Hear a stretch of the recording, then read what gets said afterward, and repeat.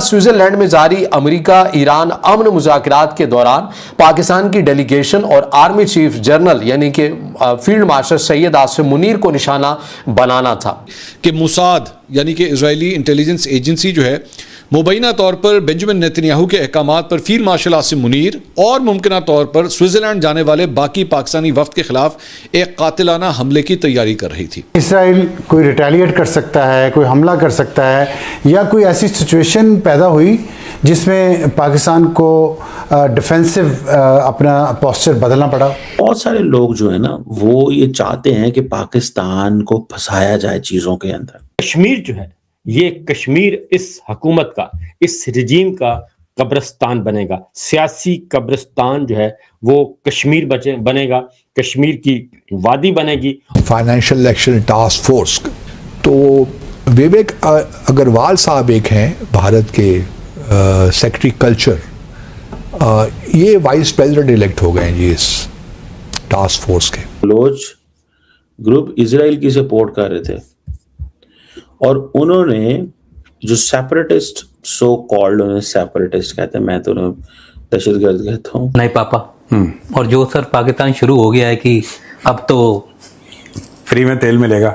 ये लोग ऐसे हैं यार, आई वाज सो शॉक्ड। मैं पाकिस्तानी टेलीविजन पे पाकिस्तानीज बोल रहे हैं टेलीविजन पे कि अब ईरान से कोई मुफ्त तेल तो मिलना चाहिए, देखिए हमने इतनी खिदमत अपनी दी हैं। नमस्कार दोस्तों, पाकिस्तान में इस वक्त एक सनसनीखेज दावा चर्चा का विषय बना हुआ है। एक पत्रकार ने दावा किया है कि इजराइल के प्रधानमंत्री बेंजामिन नेतन्याहू ने स्विट्जरलैंड में पाकिस्तान के सेना प्रमुख असीम मुनीर को निशाना बनाने के लिए मोसाद को निर्देश दिए थे। हालांकि इस दावे की कोई आधिकारिक पुष्टि नहीं हुई है, लेकिन इसने पाकिस्तान में नई बहस जरूर शुरू कर दी है। दिलचस्प बात यह है कि पाकिस्तान खुद को मध्य पूर्व की राजनीति में बड़ा खिलाड़ी दिखाने की कोशिश करता है, लेकिन जब भी क्षेत्रीय सुरक्षा की बात आती है तो उसका नाम अक्सर विवादों और सुरक्षा चिंताओं के साथ जुड़ जाता है। वहीं दूसरी तरफ भारत और इजराइल के रिश्ते लगातार मजबूत हो रहे हैं। रक्षा, तकनीक, साइबर सुरक्षा और खुफिया सहयोग जैसे क्षेत्रों में दोनों देशों की साझेदारी पहले से कहीं ज्यादा मजबूत है। यही वजह है कि आज भारत को एक भरोसेमंद और जिम्मेदार साझेदार माना जाता है, जबकि पाकिस्तान को लेकर अक्सर सवाल उठते रहते हैं। दुनिया की राजनीति में सम्मान सिर्फ दावों से नहीं मिलता, उसके लिए भरोसा और स्थिरता बनानी पड़ती है। और आज भारत और इजराइल दोनों इसी भरोसे के आधार पर अपने रिश्तों को नई ऊंचाइयों पर ले जा रहे हैं। बलोच ग्रुप इजराइल की सपोर्ट कर रहे थे और उन्होंने जो सेपरेटिस्ट, सो कॉल्ड उन्हें सेपरेटिस्ट कहते हैं, मैं तो उन्हें दहशतगर्द कहता हूँ, वो जो हैं उन्होंने वेलकम किया कि जनाब आप ने जो इजराइल पे, ईरान पे हमला किया, ठीक किया। अच्छा, ये फ्री बलोचिस्तान मूवमेंट एक पता नहीं कहाँ पे लोग होते हैं, ये कौन बाहरी होते हैं, पाकिस्तान में नहीं होते ये बाहर। फ्री बलोचिस्तान मूवमेंट यानी कि बलोचिस्तान को फ्री कराना बाहर बैठ के।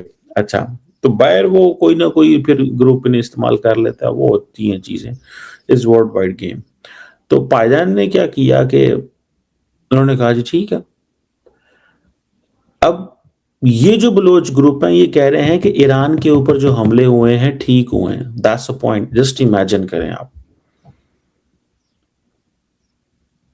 तो ये मैंने, अच्छा बाय द वे, आज से कुछ महीने पहले आई थिंक ये एक स्टोरी आई थी और पता चला था, तो मैंने भी इस पे कमेंट वगैरह किए थे मुख्तलिफ जगहों के ऊपर कि भाईजान ये जो टाइम है ना, ये जो the point which we understand, ये है कि ये बेसिकली पॉलिटिकल रिकग्निशन चाहते हैं इजराइल से कि इजराइल हमें अपना मुस्तकबिल में हम पे पैसे लगाए और हम लार्जर इंडिया, पाकिस्तान, ईरान के अंदर जो बलोच पॉपुलेशन है वहाँ पे कंट्रोल कर सकें, क्योंकि इजराइल पेनिट्रेशन करना चाहता है ईरान के अंदर। ईरान के अंदर ये बलोची कुछ हिस्सों में मौजूद हैं, कुछ जगह पाकिस्तान में मौजूद हैं, पोरस बॉर्डर है, तो हमें अगर पैसा दे तो हम उनके लिए काम कर सकते हैं। तो बेसिकली भूखे होंगे ये, मतलब पैसे ख़त्म हुए होंगे ट्रेडिशनल सपोर्टर्स की तरफ से, तो वो कहते होंगे चलो ठीक है, जो फिर कोई देता है उससे हम ले लेंगे।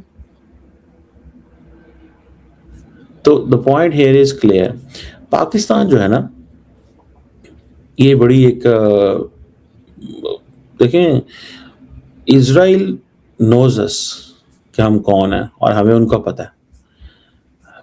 आप देखिए फॉर एग्जाम्पल पाकिस्तान सऊदी अरब का दिफाई एग्रीमेंट हुआ है, एंड अबव ऑल आगे चले जाए, इस वक्त आपको पता है कि मिडल ईस्ट की सिक्योरिटी में पाकिस्तान जो है वो उसका किरदार क्या डेवलप हो रहा है। अभी मैं देख रहा था आज वो लीबिया के आर्म फोर्सेस के चीफ ऑफ आर्मी, वो मेरा ख्याल है कमांडर है, डिप्टी कमांडर है उनकी आर्मी का, क्योंकि कमांडर उनके वालिद हैं, वो आए हुए हैं पाकिस्तान। For what? इसलिए आए हैं। दूसरी 4-6-8 महीने में दूसरा दौरा है इनका। जारी बात है, I think Pakistan is selling them about $4 billion का असला लीबिया को दे रहे हैं। और अब क्वेश्चन ये है कि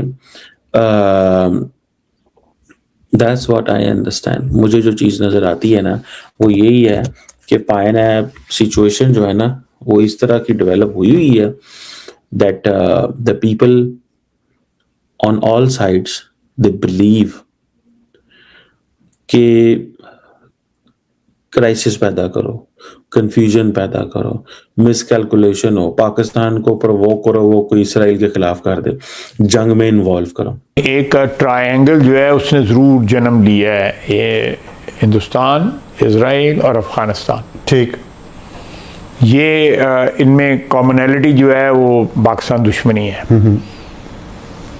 चलें, हिंदुस्तान के साथ तो हमारा 1947 से जब से आज़ादी हमें मिली है एक तनाज़ा चल रहा है, कश्मीर का तनाज़ा सबसे बड़ा तनाज़ा है। तो उस तनाज़े में तो कोई लॉजिक नज़र आती है।